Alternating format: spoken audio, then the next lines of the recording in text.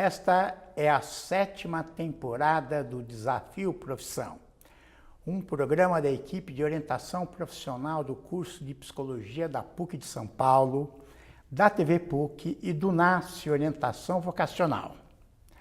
Agora conversaremos sobre a engenharia ambiental, mas na perspectiva do estudo e tratamento da poluição.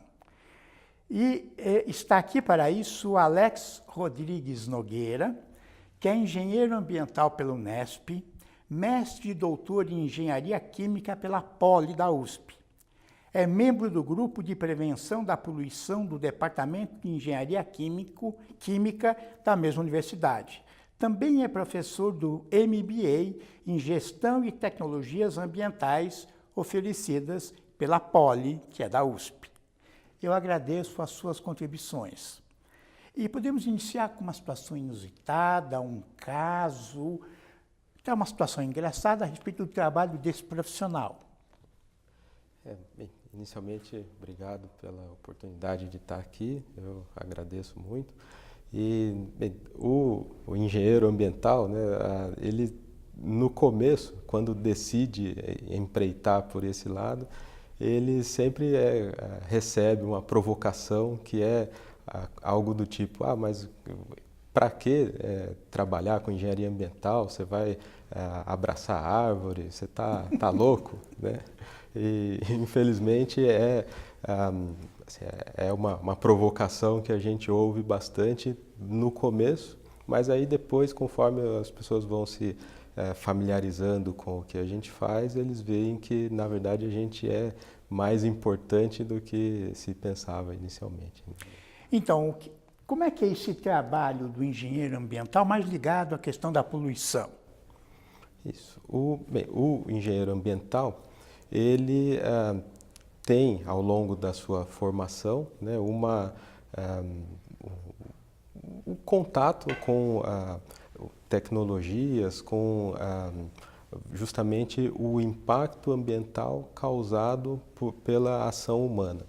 E, portanto, é a nossa preocupação procurar formas de minimizar esse impacto ambiental, né?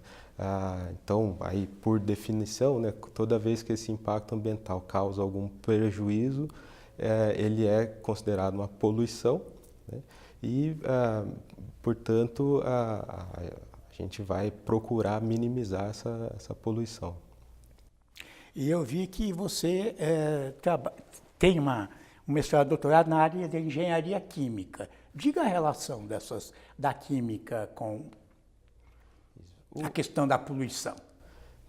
A engenharia ambiental, ela é relativamente recente, né, o curso de engenharia ambiental.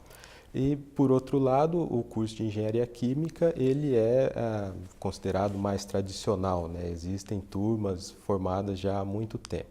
Então, historicamente, desde que se começou a pensar nessa questão de prevenção da poluição, o engenheiro químico, ele era o profissional inicialmente, né, visto como aquele que faria esse papel, né, de pensar as tecnologias segundo essa lógica de prevenção da poluição, né? E, portanto, a engenharia química, ela apareceu, né, na minha trajetória dessa forma, né? O interesse que eu tinha, né, pelo tema de avaliação do ciclo de vida de produtos, no Departamento de Engenharia Química havia esse grupo, né, que já trabalhava com esse tema há bastante tempo, então eu fui por esse lado. E como é que é esse trabalho no concreto, né, no dia a dia? O engenheiro, ao longo da sua formação, ele é treinado para olhar os processos, né, e a identificar aquilo que está entrando no processo, vai ser transformado e vai sair tanto na forma de produtos quanto de rejeitos, né?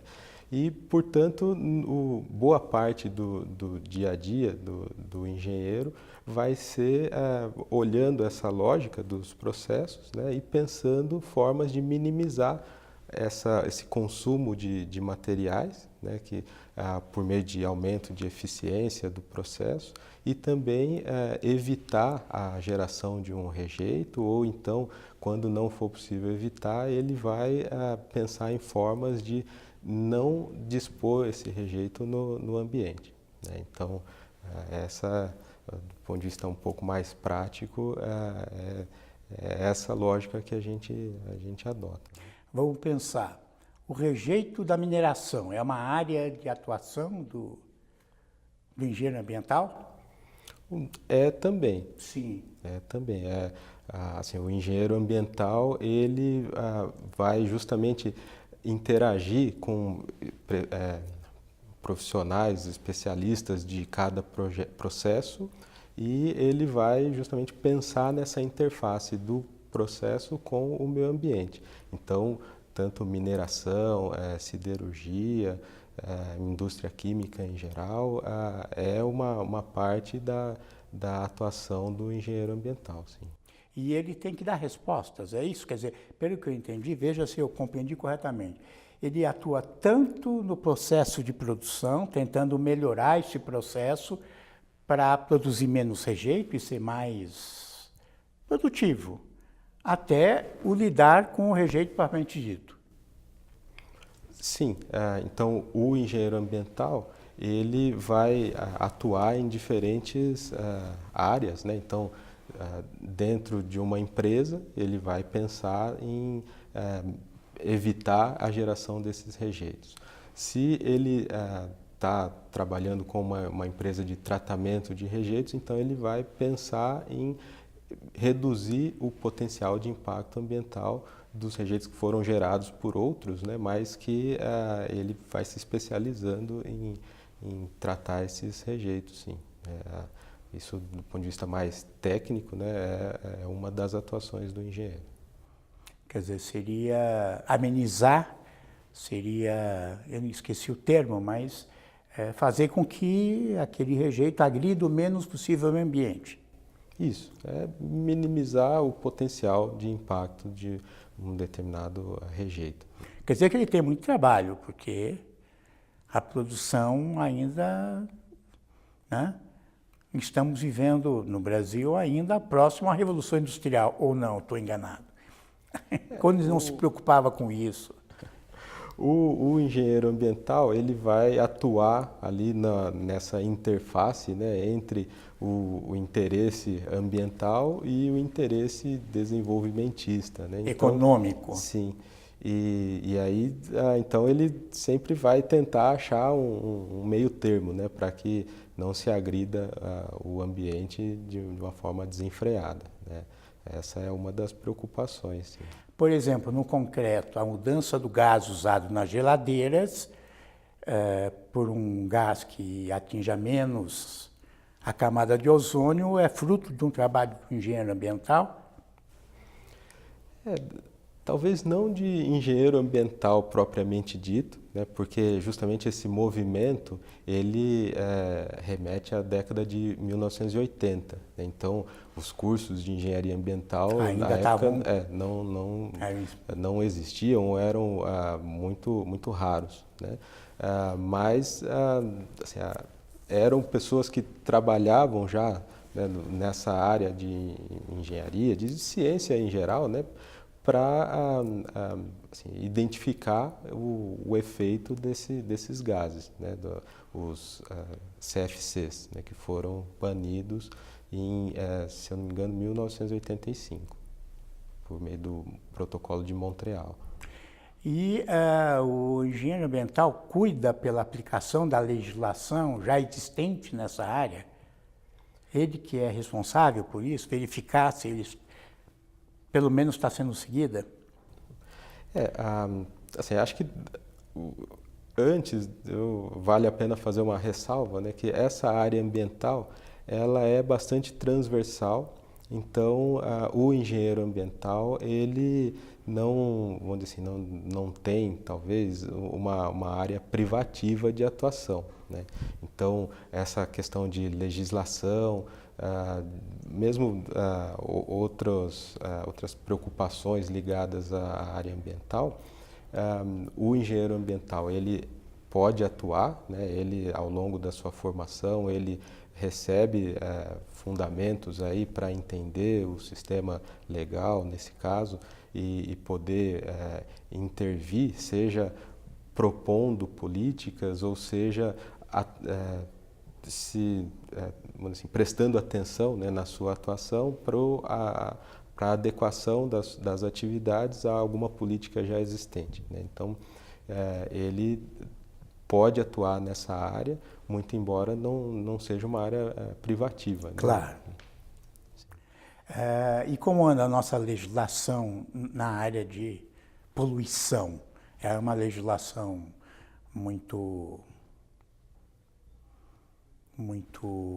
tênue ou já é uma legislação consistente para a proteção do meio ambiente? Olha, como é que você avalia isso? A legislação ambiental no Brasil, ela assim, existe como uma preocupação específica desde 1981. Né? E desde então, 81 com a Política Nacional de Meio Ambiente. E desde então foram publicadas muitas normas sobre o assunto, né?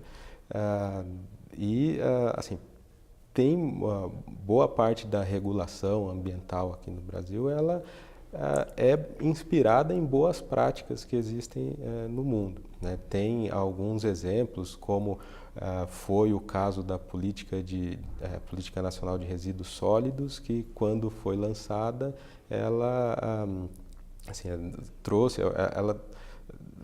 trouxe algumas inovações, né? Então é considerada como boas práticas, né? A legislação ambiental brasileira é bastante baseada em boas práticas, sim.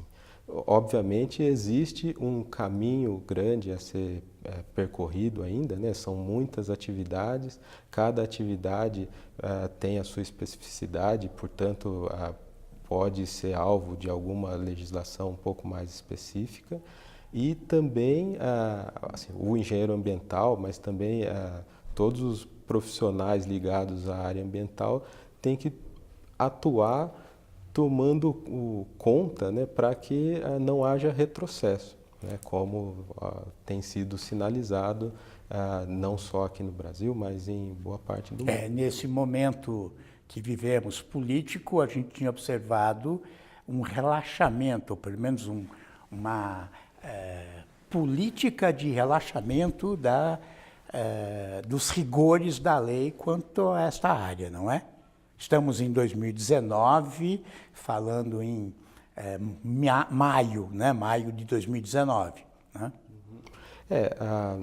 Assim, existe, como eu comentei, né? O engenheiro ambiental está ali mediando os interesses, né? O interesse econômico, o interesse ambientalista, e em alguns momentos, né, há oscilações desses interesses, né? Então, há momentos em que se preza mais pela preservação, a precaução, né, quanto às ações ambientais, e há outros momentos, como esse que nós estamos atualmente, em que a questão ambiental é vista como um empecilho, né?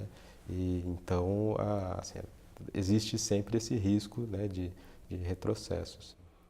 Como a gente observa agora, a negativa de participação nos encontros de clima que aconteceram no Brasil mostram algumas intenções, né? Os cursos de engenharia ambiental são novos, né? Hoje a gente sabe que qualquer curso de engenharia, de todas as especialidades, eletrônica, civil, mecânica, mecatrônica, etc., no seu próprio curso já tem uma preocupação de uma prática mais, não sei se a gente pode chamar sustentável, né? Uma palavra perigosa, muito grande. Os cursos de engenharia ambiental que existem, eles são mais, dão ênfase mais em uma área do que outra, quer dizer, tal curso em tal lugar é mais químico, outro é mais físico, outro é mais geológico, não sei se a gente pode usar esse termo, ou não, ele é geral. Como é que você vê isso? Então, os cursos de engenharia ambiental, como qualquer curso de engenharia, ele tem uma parte básica que é comum, ou deveria ser comum a todos os cursos de engenharia. E aí depois existe uma parte um pouco mais específica, né? E como são cursos recentes, ou relativamente recentes, então essa parte específica ela é muito influenciada pela vocação da instituição onde ele foi criado. Então, há situações de cursos que foram criadas por pessoas mais da área de geociências, por exemplo, e aí o curso vai esta ter, ênfase, isso, vai entre ter, aspas. Isso. Já outras situações de cursos derivados da engenharia sanitária, por exemplo. Então, tem um outro enfoque, né? Mas com o tempo a gente vai vendo, né, que assim, a engenharia ambiental vai encontrando um caminho um pouco mais comum, né? Mas assim, essas diferenças, essas especificidades de cada curso dentro da engenharia ambiental, elas existem sim. Quais são as principais áreas de atuação? Olha, justamente por atuar numa área tão diversa, né, o engenheiro ambiental ele pode assim, atuar em diferentes frentes, né? Então tem pessoas em indústria, outras em empresas de consultoria, trabalhando, por exemplo, com avaliação de impacto ambiental ou licenciamento ambiental. Outras pessoas trabalhando com remediação de áreas contaminadas, é uma área que absorveu bastante dos engenheiros ambientais, pelo menos inicialmente. Pessoas trabalhando com certificação de produtos ou de processos também.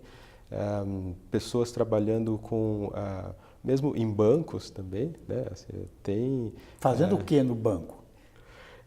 Tem alguns que, pela formação, aquela parte básica, né, ou deformação, né, do engenheiro, ele acaba tendo uma facilidade aí com números, com projeções, né, e isso para o banco é interessante. Alguém menos contaminado, né, pela visão mais mercadológica, vamos dizer assim, mas que entende dessas simulações, né, o engenheiro eu pensei que ele estaria junto na análise de financiamentos e também ficasse na observação das boas práticas, como você usou o termo, ambientais. Também existe isso. Também.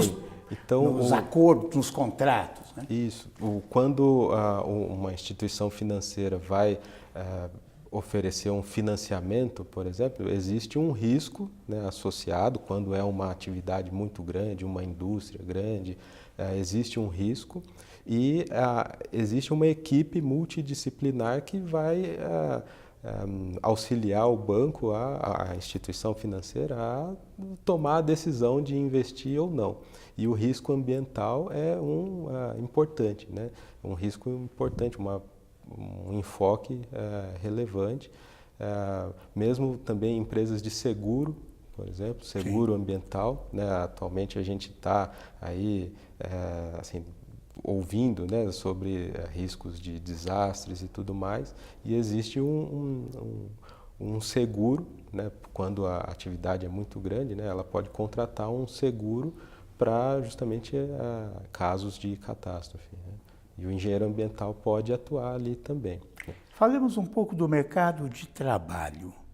Né? Tem emprego para os engenheiros que estão se formando? Como a gente pode equacionar isso?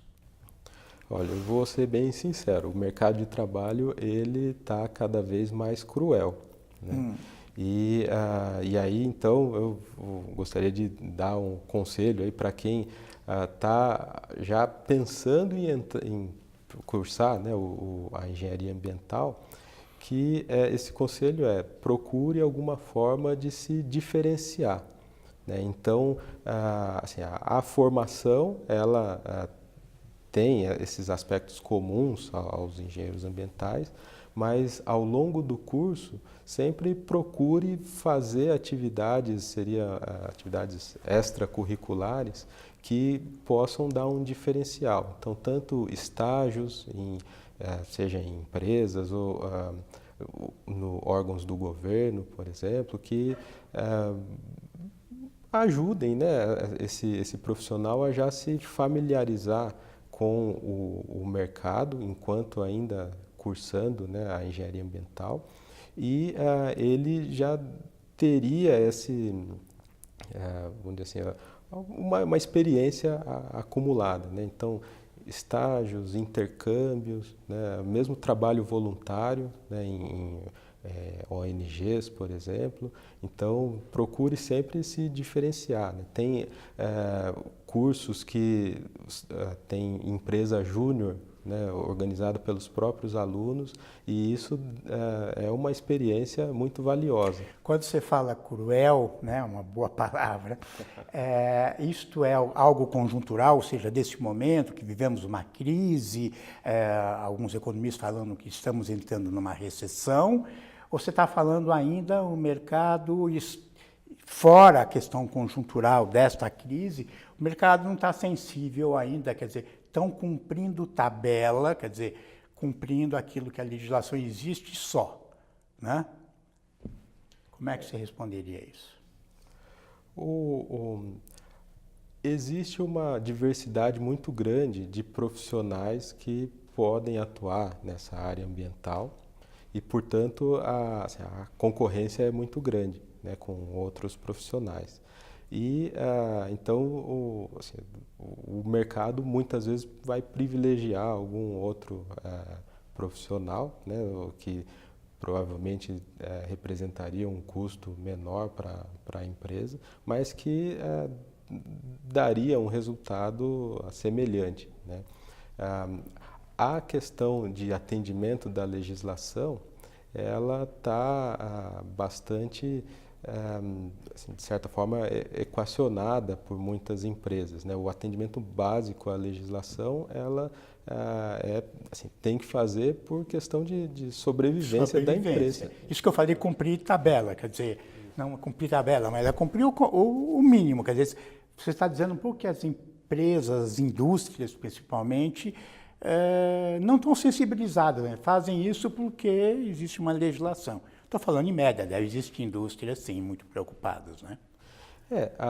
Assim, existe, por outro lado, uma pressão que é crescente, exercida, seja ao longo da cadeia de valor, né, na qual a empresa está inserida, ou principalmente pelos consumidores, né, que quando passam a pensar em consumo consciente, por exemplo, eles vão exigir das empresas uma atitude mais proativa com relação à questão ambiental, e aí entra a prevenção da poluição, né? Não só o controle simplesmente da poluição, mas sim a prevenção.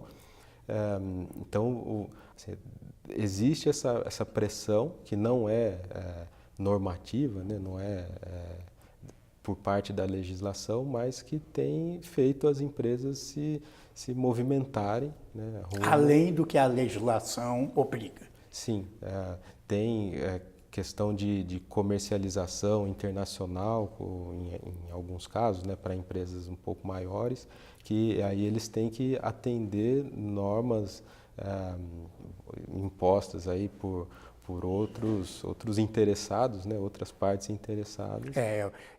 Essa semana saiu essa semana agora estamos de novo falando em maio de 2019, que a China falou, não importa soja se você continua colocando esse agrotóxico, né? Sim, tem aí outra questão um pouco mais anterior, que é com relação a produtos cultivados em área de desmatamento, por exemplo. Então, houve uma pressão muito grande, de tal forma que as empresas deixaram de comprar, né, de consumir alguns produtos. A soja é um exemplo bastante relevante, tem o Dendê também, que deixou de ser consumido em áreas que foram submetidas a desmatamento recentemente. E aí, quando o econômico aperta, aí rapidamente há uma solução, né? Sim. Assim, uma das vantagens, né, de se atuar preventivamente, né, em termos de produção mais limpa e aumento de eficiência, é que existe a conciliação entre um ganho ambiental e também um ganho econômico, né, porque você deixa de gerar desperdícios, né? No fim das contas, o resíduo, né, a poluição é o resultado da ineficiência da empresa. Então, é matéria-prima jogada fora, né? Então, sempre que houver oportunidades e essas oportunidades forem implementadas no sentido de aumentar a eficiência, a produzir de uma forma mais amigável para o ambiente, a empresa vai observar, né, ganhos ambientais, mas também econômicos, né, ganhos de imagem também. É o que você está falando, que ainda precisamos trabalhar com a consciência geral da importância dessa temática. Sim, sim. Né? Em todos os âmbitos. Sim, a conscientização é talvez um aspecto fundamental, né, porque ela vai desencadear uma série de outras ações, né, aí mais práticas, né, uma vez consciente e praticando aquilo que a consciência pede, né, então todos os fornecedores, as empresas vão ter que se adequar a essa nova realidade. Eu agradeço as contribuições e até o próximo Desafio Profissão.